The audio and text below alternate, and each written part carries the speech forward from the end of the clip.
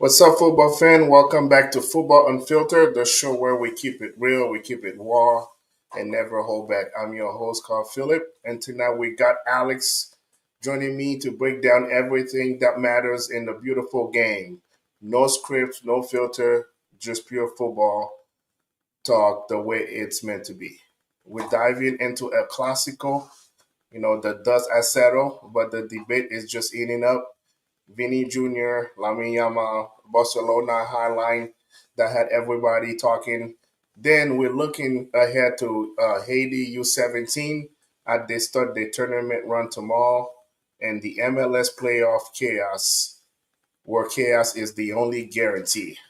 So, Alex, how you doing tonight? I'm good, and you? I'm doing well. So like I said, so we had the Clásico last week. So we call the Clásico the eternal battle. I know you're a Real Madrid fan. So what's your take on that game? Me personally, I think it was a great game. Amazing to watch. I watched the full game on live. Um, I think it was very interesting the way Barca was playing. Um, they were playing a little bit. Um, how should I say this? Maybe a little. They were playing the high line for sure, and I think that was where Real Madrid got them. They did keep most of the ball, but Real Madrid kept the side. They kept the ball on their side mostly, and they had the better counterattacks, the speed that got them. I think they got Barcelona off guard, and at the end, Real Madrid ended up with the win. So from a football fan standpoint, so what you think was the best takeaway from that game? I think the best takeaway of the game was the chances, all the shots taken. We didn't see many chances being wasted. We had a few, but most of them were executed wellly, or at least on target. Um,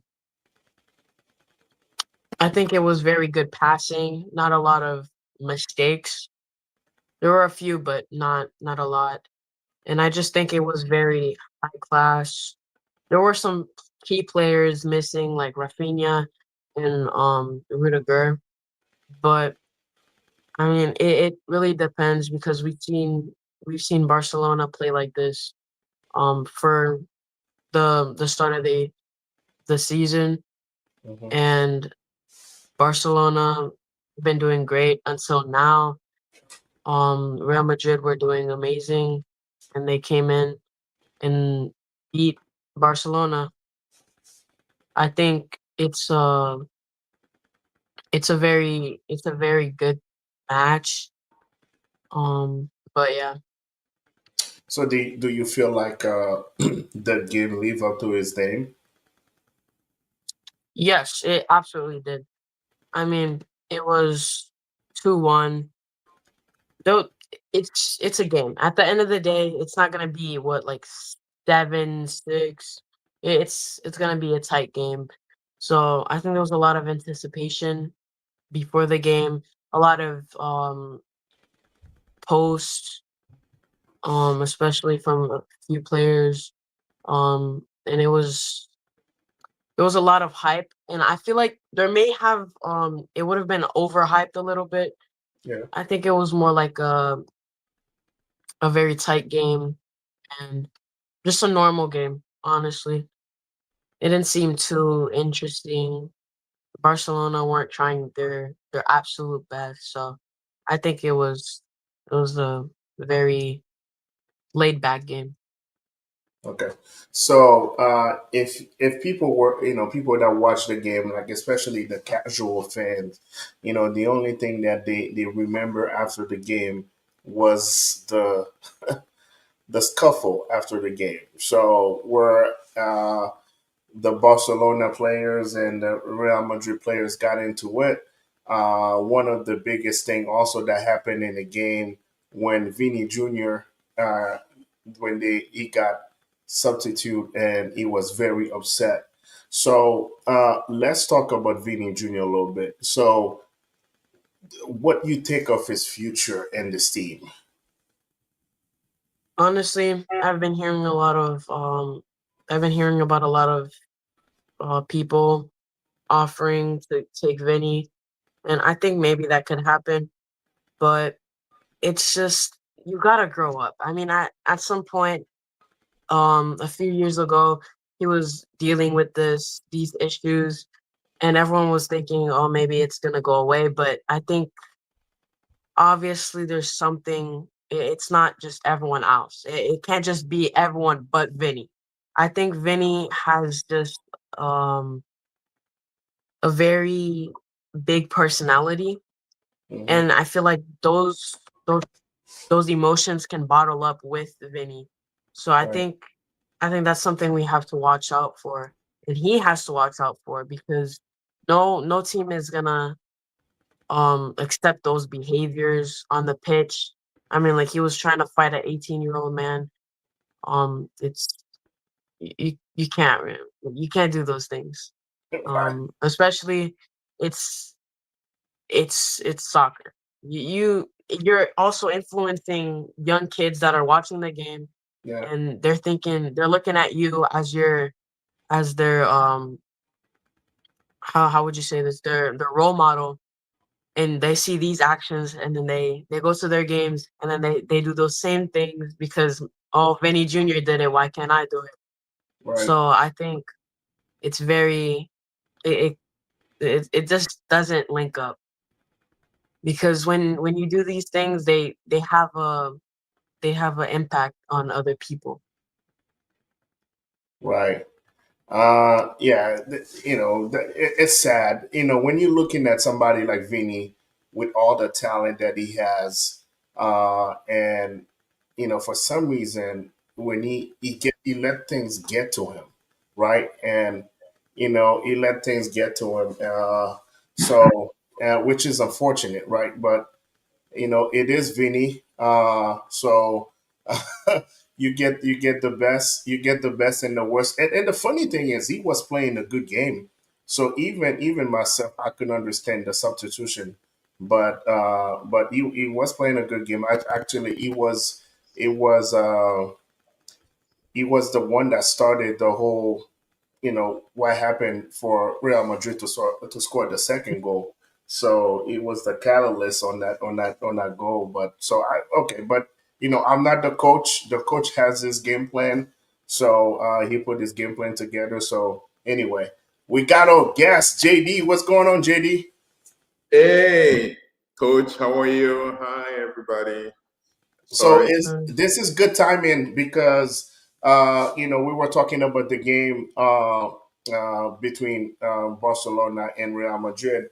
Before we went to the next topic, I wanted to start the show with you, especially you were actually live. You were in person watching the game. So can you tell the audience? Can you walk the audience the emotions and everything that happened in the game last Sunday?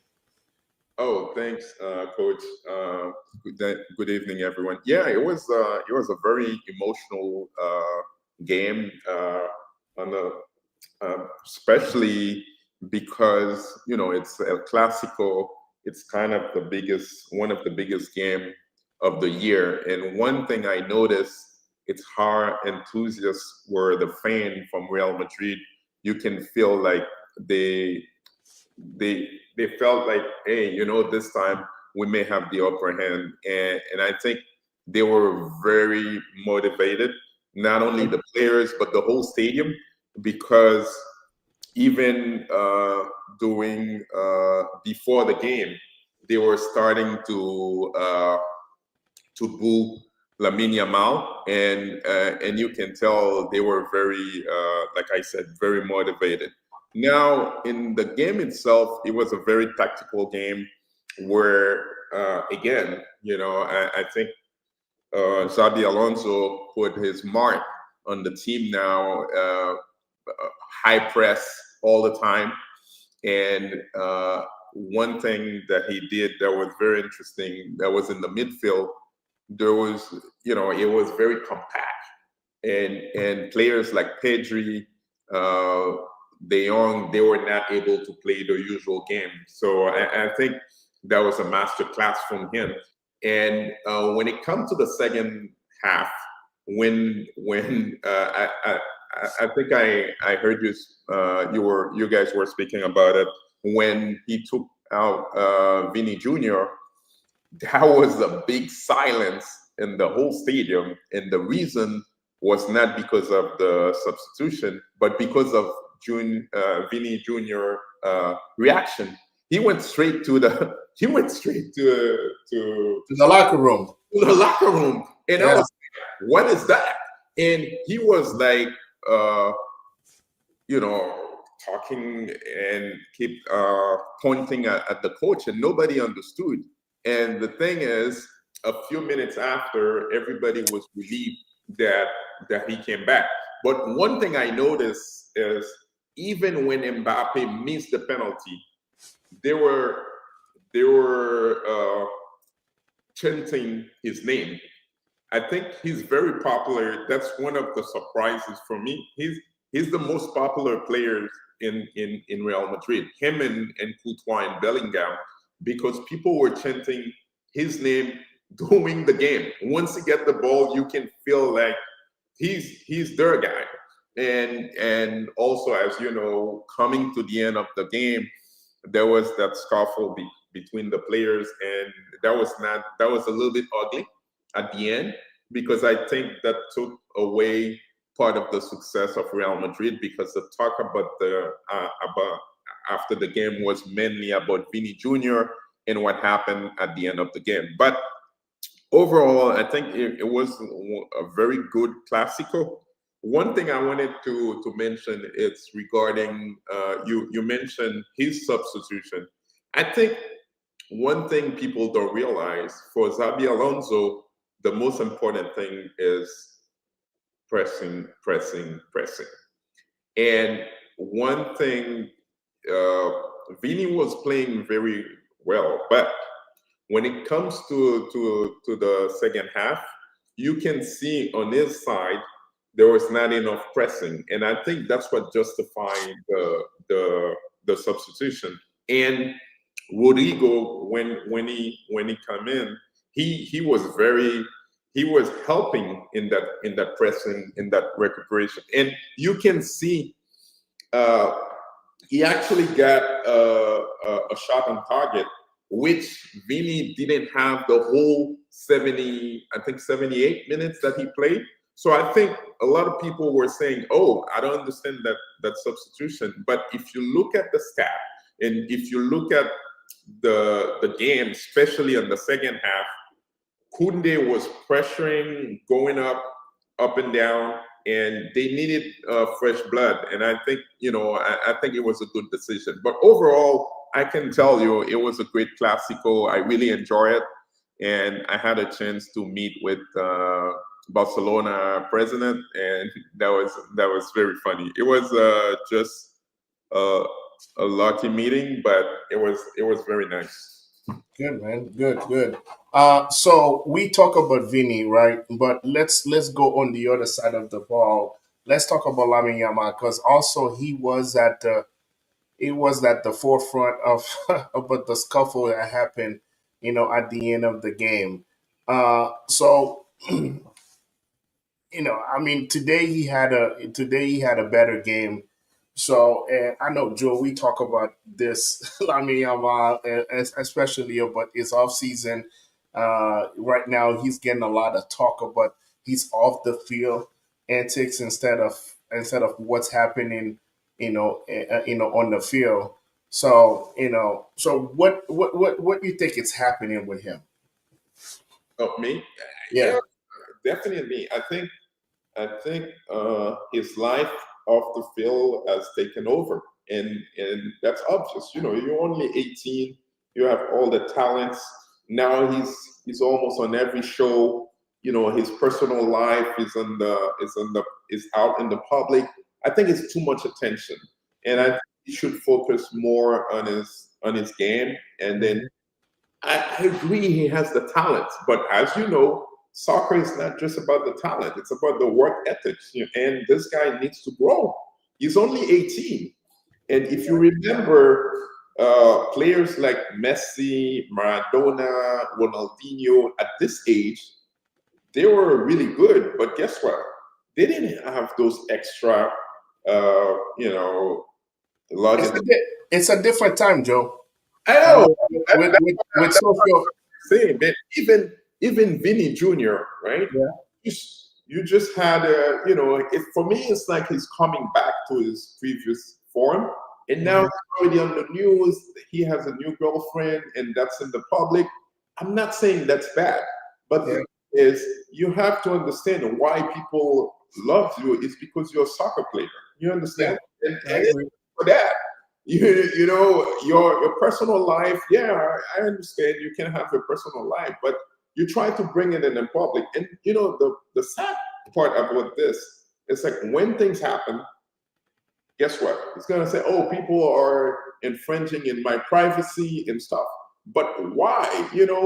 I think you're right. Maybe it's the time we're living, but we lost the reason why we watch the beautiful game. It's not about uh, selfishness or showing that it's about a team. And I think one of the players that understand that the best is Messi, and you can tell after all these years he remained very humble of the field, and everybody knows some aspect of his life of the field, but you don't see him in all those controversies. And I think Lamine Yamal is very promising, but he needs to pay his dues. Yeah. Too early for him to call him to compare him like the likes of Messi or Ronaldo. I think he needs to focus on soccer. It's true that now he's fighting with Pobalja. Also, he has some injuries. He's not completely fit, but I think today he played a good game. Yeah. But you can tell he has a lot to improve. Especially, I don't know if you realize that in the last move, the finishing, he needs to improve that. Mm-hmm. He needs to be a better goal scorer, because when it comes to the last move to put the ball in the net, you Yeah. can tell he's not there yet. So I think there's a lot of things for him to improve, and then hopefully he can get the help necessary to improve. So I just want to make sure I say that. I know that my man Alex last, early years, he called Lamine Yamal the GOAT. I said, man, you need to Oh stop with the GOAT.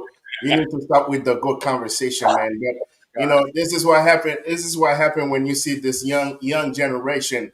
They're so easy to crown people. It's so easy to crown people, man. I mean, Joe, remember growing up, man, there was no such thing as GOAT.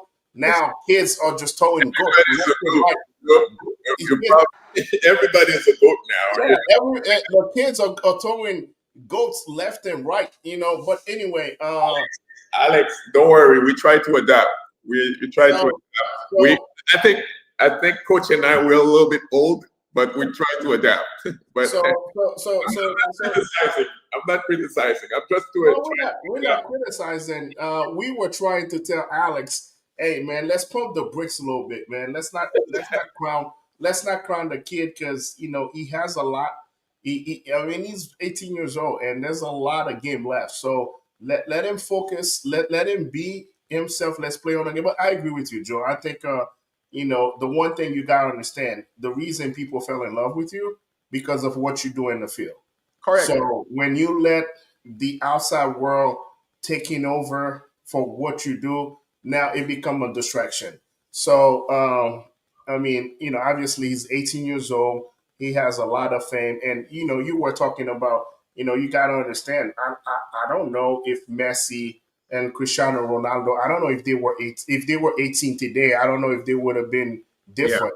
I mean, that's you got to understand those guys. they they started their career. There was no social media. The social media was not the way it is now. I mean, those guys started their career early 2000. There was no social media. So by the time social media took over, they were already mature and they were already well into their career. So but at the same time, they've done a tremendous job, keeping everything private. Not even I think everybody wants to keep everything private, but they more focus on what they do on the field than try to get the distraction, outside distraction, take over. But like I said, he's 18 years old. I mean, 2 years ago, this guy was 16. you know, on social media. So hopefully he had the right surrounding around him and he can make better decisions going forward. So Alex, I'm gonna let you give you some time to kind of talk about what you thought of Lamine Yamal performance in El Clásico. Um, I think his performance in the El Clasico was it was sad. I mean, for a Barcelona fan, that was sad. Um, but could we just talk about Dean Housen? I mean, Dean Housen, Mm-hmm. he was bottling Lamine Yamal. All right, he was putting him in a pocket. Lamine Yamal was his pet that game every time. And the thing is, Real Madrid were so strategic with the way they were defending Lamine Yamal. They tried to push him to his right the whole time to try and get him on the touchline, and it was amazing. I mean, the defense to get Lamine Yamal. Lamine Yamal could barely make a 3-yard pass with this sort of defending Real Madrid were putting on him. Um, I feel like Lamine he did it. He did his. I don't want to say he did horrible because he did the basics. He passed the ball, dribbled, took a few shots, even though they were tremendous. I mean, Mm-hmm. he just did the basics anyone really had to do in that game. He was just playing a basic game. I mean, he was absolutely not like the best he could have been. He could have been way better. I mean, but when you have Carreras and Dean Housen, what can you do? Just what can you do? I Yeah, mean, he was getting thrown in the pool. He the was problem with Lamine Yamal, I mean, obviously he's still young. So he's still young. So sometimes, when you have young players, they like to stick to what they know. And Mhm. what Lamine Yamal knows is he tried to isolate himself, put him in one on one, and then he was not moving more uh, diagonal to the ball. And I think that really helped him. And you can tell that when he stopped moving more in the middle, it opened up more room for Barcelona. But he stopped doing that. But also, I believe that the absence of Rafinha and Lewandowski was were huge for Barcelona because what those guys are doing, they stretch the defense. Now, by them stretching the defense, so Lamine Yamal have more room to operate, even also the midfield. But the fact that Rashford did not play his best game, he was not stretching the defense, and then Torren, it's more like a stationary player, right? So it's not like they were afraid that he would get behind or he would beat him in the air. So I think Real Madrid felt a little bit more confident. So that's why every time Lamine Yamal get the ball, they were able to throw two or three players at him every time he talked. And then him, by pushing himself all the way to the wing, did not make it easy for him. So when you play team like that, you have to keep moving. You have to keep moving in the middle to bring the defender at you and keep the defender out of position because it was easy to defend him. All they had to do is just because he isolated himself on the wing, all they have to do is just wait for him to do stuff. And I don't know if you noticed that Lamine Yamal had the same moves. He Mm-hmm. tried to cut in the middle so he can shoot instead of doing something different. But anyway, like I said, he's only 18 years old. So hopefully that he's gonna learn. I mean, and also not having your head coach. as well too in the game. I think that play a big role too. So I'm not saying that Barcelona would have done better if they had all the pieces in place, but when you think about it, as Real Madrid won the game and they deserve to win the game. So Joe, let me talk to you a little bit about one of the one of the thing that Barcelona when Hansi Flick came last year was the Barcelona highline.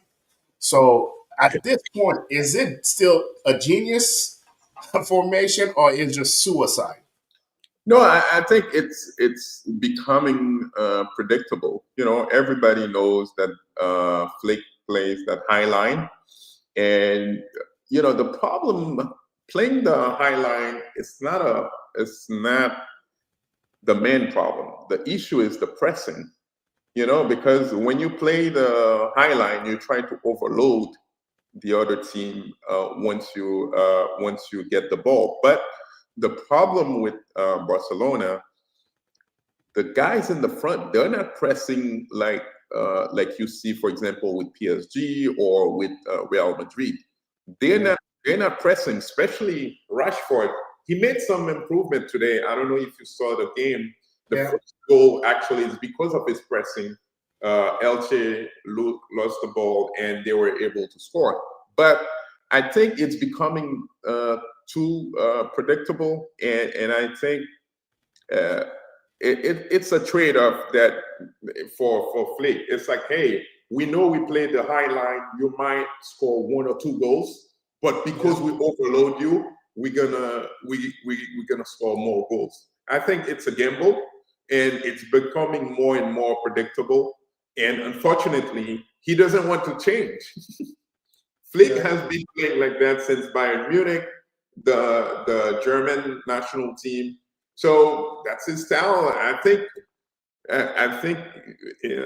you need like players that can do that, and I think missing Martinez, the one that went to the Saudi pro. Actually.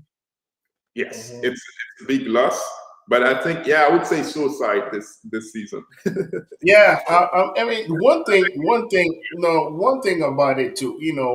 I always think that right on your first year, people try to figure you out. Yeah. And you can tell that by the end of last season, they kind Mhm. of figuring them out, and that's why they lost against Inter Milan. Uh-huh. That's why they lost against Inter Milan. At the beginning of the season, but now that's why I keep telling people, right? This is professional. So you got the best coaches now after 1 year. Now they got films on you. They know exactly what you're doing. So they come the next year, they better prepared. So, and I think that's what we're seeing with the highline. It's now teams started to figure out how to break it. And I always say that the one thing about the highline and you have your best defense, it's your offense.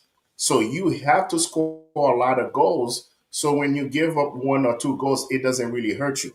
And then you saw Barcelona where they were at their best. It's where they were scoring a lot of goals. And then when they stopped scoring, and then now that's where all the pressure. Now you saw, how fragile is the high line.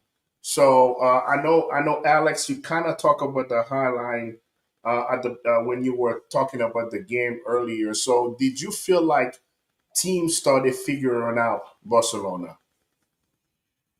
Absolutely. I think teams have started playing with a better they've been paying more attention to Barcelona's ways, because Barca's been playing the same way this season.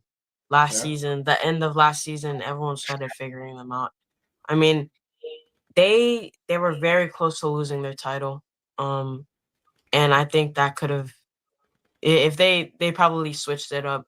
I think Hansi Flick has to change it up a little bit.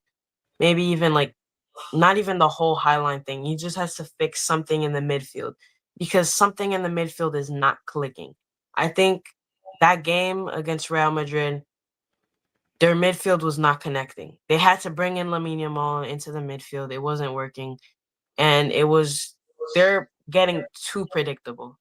It's the same strategy every game. It's the same thing, the same the same thing every game. It's very predictable. It's either they play it in the middle or they sprint it out to the wing and then the wing crosses it in and then it's like it's every game they do the same thing. So I think for them, they really have to start fixing their high line or just they have to have better press because I've noticed that Lamine Yamal hasn't been pressing as much. And he's been slacking off on defense as well, hasn't been tracking back. And that's crucial when you have a high line that every player tracks back and goes forward when they have to. And I think that's something that Hansi Flick has to change. I know he wasn't there during the game. Well, he was there, but he wasn't able to help his team out during the game. But I think they really have to focus on this. They did better their previous game. Um, and I think it's something that Barca has to change. If not, they're going to be too predictable, and it will cost many titles if they can't fix it up. All right. So, so for our viewers here, before we switch topic altogether. So for the viewers here, so what we would tell the viewers if they say after this game, it's Barcelona, it's Real Madrid really in control of the La Liga, or we still have a lot of games left? No, I think it's me. I can go. Yeah, yeah, you can go. Yeah. So no, I think that it's very too early to call. Like we would say, I think there's a lot of game to be played, and the good thing I noticed this season in Europe in general with the major leagues, you have very good teams. If you look at La Liga this year, I think you have more competition. I know it's still early, but when you take a team like Villarreal, even Real Betis with Anthony today with his brace, I think there's a lot of good team in that league this year, and I think it's too early. But I think the team that shows me they're more hungry, if you want, for the title, it looks like Real Madrid because they have a different mentality with the coach. I would give them the edge, but I think it's too early. You have Atleti, you have Betis, you have even Elche. I don't know if you watched the game today. It's very Yeah. deep. They play possession exactly like Barcelona. It just they couldn't, especially on the second half, they couldn't score it, but they're a very good side. And I think the same thing if you look at England, the Premier League, every single game is like a final. I don't know if you noticed that. Yeah. Every single game, and France, look at League 1. They have a lot of good teams. It's not PSG is still dominant, but you can see slowly they are catching up. So I think, and same thing for Serie A. So I think overall for all the major leagues, not just in La Liga this season in Europe, I think it's very early to know what will happen. But yeah, So basically, tell our viewers, hey, don't be going and gambling on your house. it's too early. Don't gamble on your house yet. We God, still we still got a lot of games left. We got a lot of games left. So don't go ahead and just put all your money. Put all your money. yeah, there's a lot of good teams this year. Yeah. Yeah. So all right. So anyway, next one is so Joe, you rocking your Haiti jersey or your Haiti shirt. So the U17, they're gonna start the quest tomorrow against Egypt. So I can't wait to go. So let's ask the $1 million question. Can Haiti shock the world? Yeah, I'm gonna start with you, Alex. I'm gonna start with you, Alex. Okay. Alex. So I just want to say I feel like we have a chance. I mean, we have a slim chance though because our group we have a very tough group. Other teams like Brazil have an easier group than us. Like we have England, Egypt. I forgot the third one. Which one is it? Uh, I forgot which one it is. But either way, it's very hard for us. It's gonna be hard, but I think if we can really make something happen, I think that would be great. Um, I don't know. Our group is very. I was looking at the groups earlier, and I just think our group was a little unfair. Um, I saw all the other groups, and I was thinking we would have been better in those. But anyway, um, I think it's gonna be tough. We can do it as long as we believe we could do it. Um, and it's gonna be tough, but I think we could pull something through. Especially the players we have are very good, talented, and they already did the first step, which was to qualify. So they just have to battle it out and see what they can do. So Joe, I know that team is very close to your heart. So Yeah, what's your yeah. what? You know, I think Haiti has actually the first game. I think is Tuesday, the 4th. We're playing against Egypt, right? Yep, we're playing against Egypt. Yep. Yeah, I think So Alex, our group is England, Venezuela, and Egypt, Egypt. Egypt, and Haiti.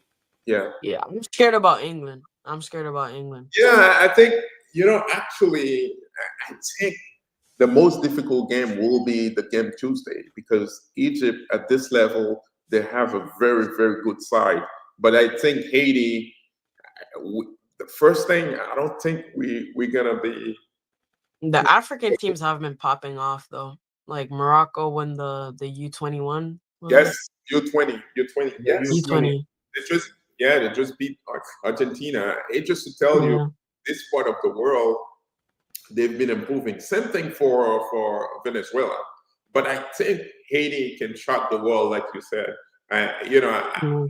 At least have a win or a draw would be a great thing, Maybe. great start.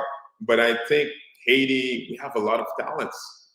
When you take the midfield, you have this kid Lacombe, you have Lacey at the front. I'm really optimistic about this team. I think Haiti will shock the world, and I would love to see them to be the first team in in history for Haiti that would pass, that would go to the playoff. That would be something amazing. That's my goal, is to see that team make it to the playoff and pass the group stage and then make it to the playoff. And I think it will happen. My word. No, yeah, no. I'm with you, man. I think, uh, obviously, I mean, we love Haiti. Haiti is it's our home. It's our heart. Uh, that's what we want. But I feel pretty good about Haiti. As a matter of fact, when I'm looking at Haiti, especially when you think about all these young players, did not grow up in Haiti. They playing all over the world. They playing all over the world. And I think, man, 2034, I would say 2034, man, we'll have a great team, man. I think we'll have a team like Morocco, like the way Morocco was in the 2022 World Cup. I think that, you got all these players, young players. Hopefully Alex can make it to the team. So you got all these players that, they have that allegiance to Haiti because of their parents, and then they playing good soccer. Those guys are playing good soccer, and then they're playing all over the world. And you put all those guys together. I mean, I think all these talents can do something. So hopefully, we have a slim chance to qualify for the 2026 World Cup, but it could happen. But like I said, I really like that team. I'm looking forward to watching that team, uh, because I think that at that age group, anything can happen, right? At that age group, anything can happen. So, because I feel like from a maturity level, all of these kids are in the same level. All they have is, you got a team with better coaching. That I think that's where coaching plays a good role in that level. But it's not like the senior team when you have players that have been playing for a long time. So I think that if this is the team that that can shock the world, that's the team because it's U17. Now, if it was the senior team, I was like, no, we have no chance.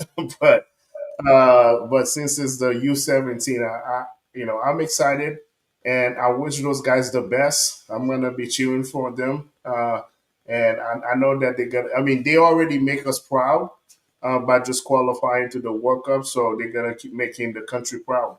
So good luck to you guys. En tout cas, avec Haïti, nous avons tout nous avons. So Joe, before we go, man. Anything you wanna tell the Haitian national team if they're watching us tonight? Oh no, moi, 100%. After 100%, I already have my jersey on. So definitely, nous avons, comme ça montre tout how Haiti is, despite all that's going on right now in Haiti, at least we have something to look for.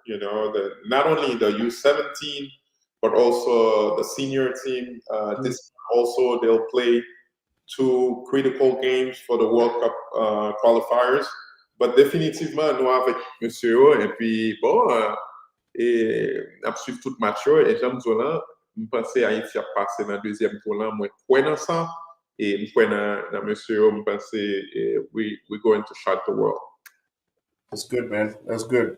All right, so let's kind of go. Let's come back to the U.S., man.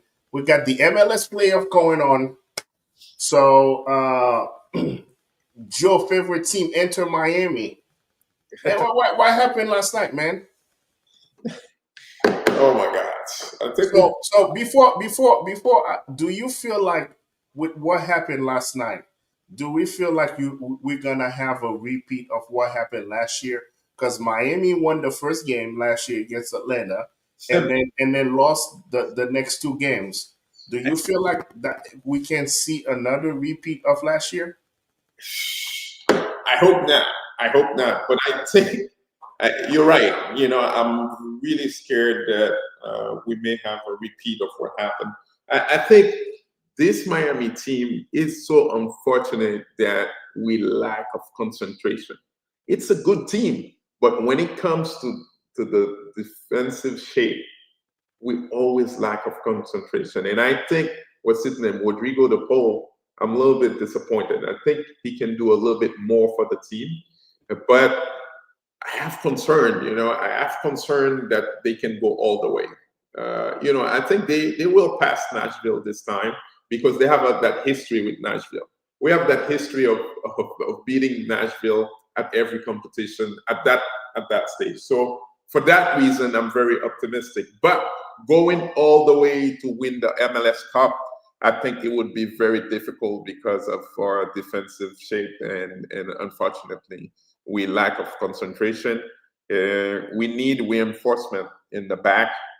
And it's unfortunate that the MLS, with that salary cap, make it very difficult to do that. So we'll see. But I hope they pass. I think the game is for Saturday at the Chase Stadium. So playing at home, of course, I'll be there. I hope they pass, but I'm not.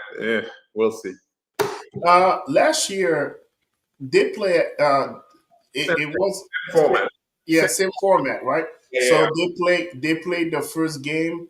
They played the first game at Miami, and then they lost to Atlanta, and then they lost again at Miami. So yeah, I mean, We'll see. every day we realizing why Rodrigo De Paul is playing for Inter Miami. This guy has been a major disaster. Uh, he has been a major disaster. I don't know if he went to Miami for the lifestyle, but there's no, he's not bringing anything to the team. He's just another player, man. He just playing like another player. So there's a reason why they let him go. They probably saw the writing on the wall, and like you said, he has been a disappointment.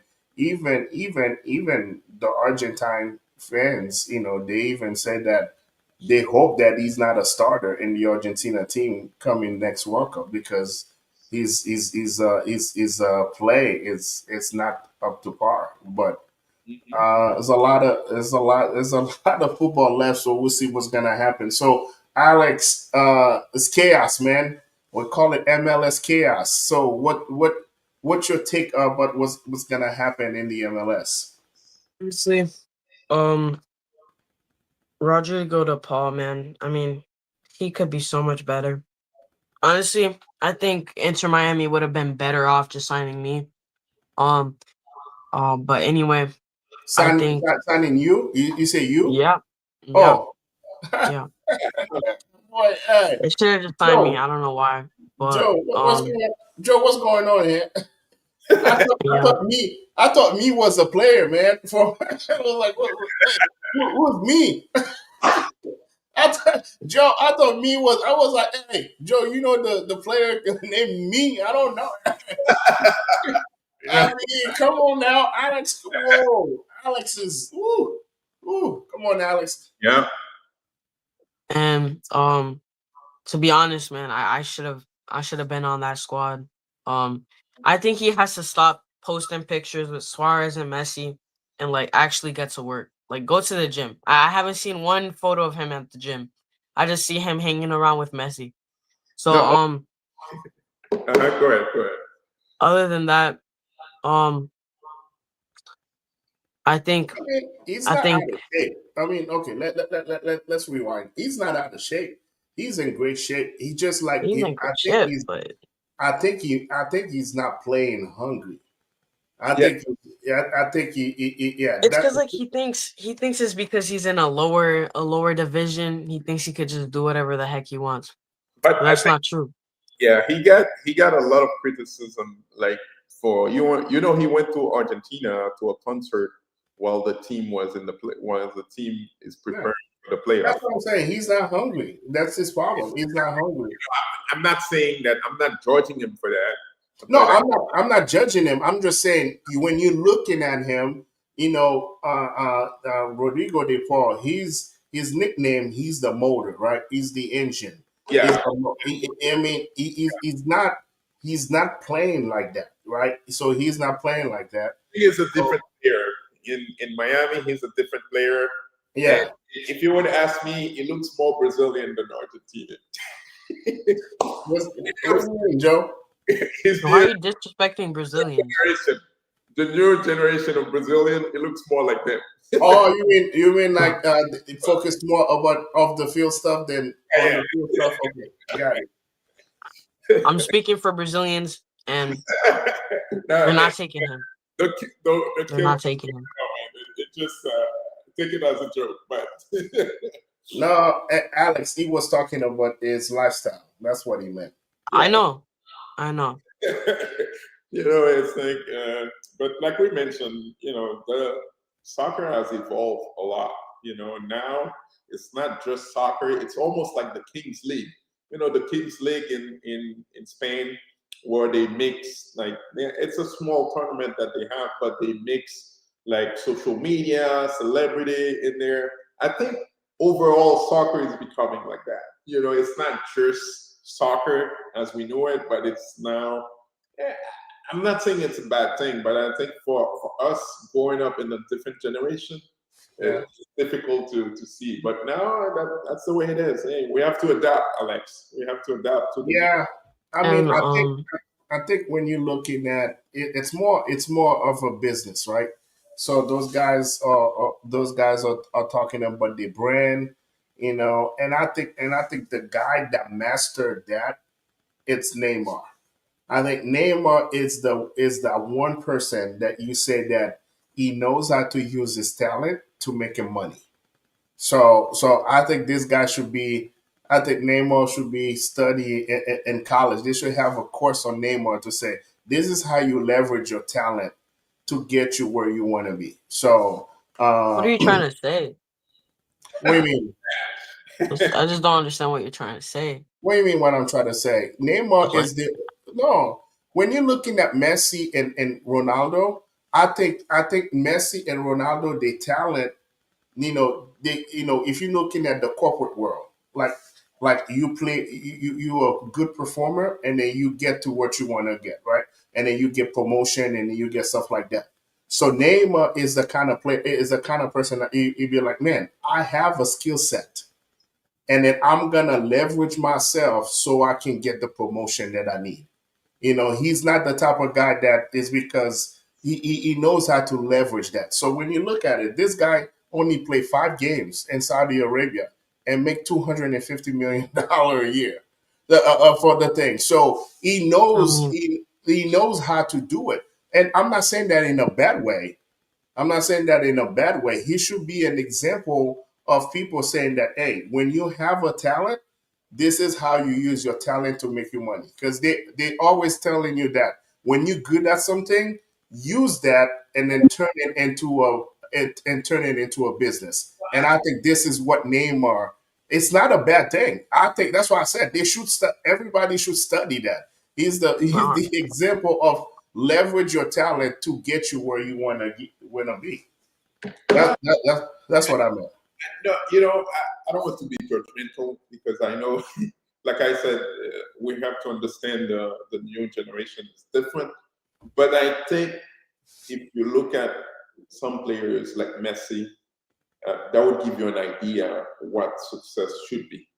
I'll give you another example. You have Barcelona, right? And I agree, Yamal is a superstar. He's only 18. But if you look at Pedri, he's not that old. It's like 22. If you look at Kobasi, same thing, 18, right? It's 18 or 19 now. Yeah, same age as Yamin.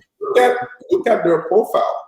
They keep their low profile outside of the. I'm not saying everybody should be the same, but I think it's a good example of how you can progress.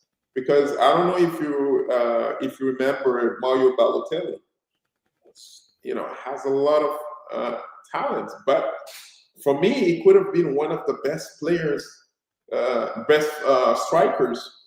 But look at his career. I think the younger generation, they have to study this type of guys like Messi, Pele, and learn from it because the game has changed. It's a very physical game now, and to last, you need to have a lot of discipline.